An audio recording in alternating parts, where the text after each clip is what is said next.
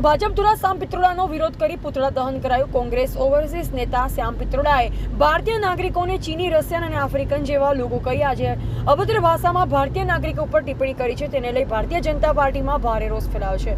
ત્યારે તેમના આ નિવેદનને ડીસા શહેર ભારતીય જનતા પાર્ટી વખોડી કાઢ્યા છે અને તેનો વિરોધ કરવા ગુરુવારે બગીચા સર્કલ નજીક તેમના પુતળા દહન કરવામાં આવ્યું, જેમાં ભારતીય જનતા પાર્ટીના શહેરના તમામ આગેવાનો, હોદ્દેદારો, મોરચાના હોદ્દેદારો, નગરપાલિકાના સદસ્યો, કારોબારી સભ્યો, શક્તિ કેન્દ્રના ઇન્ચાર્જ, શક્તિ કેન્દ્રના પ્રમુખ અને તમામ કાર્યકર્તા હાજર રહ્યા।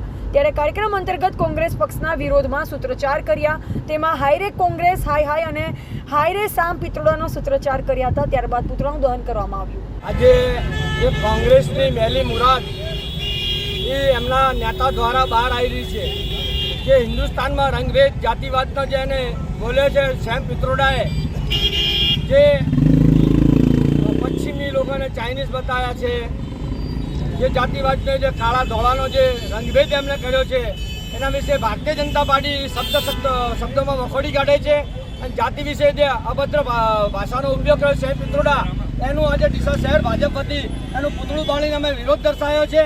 અને કોંગ્રેસને જે એમની મંડી મેલી મુરાદો જે ભારત પ્રત્યે હતી એ આજે છતી થઈ છે, તો આજે ભારતીય જનતા પાર્ટીએ શ્યામ પિત્રોડાનું પૂતળું બાળી અને ભારતીય જનતા પાર્ટી એનો વિરોધ દર્શાવ્યો છે।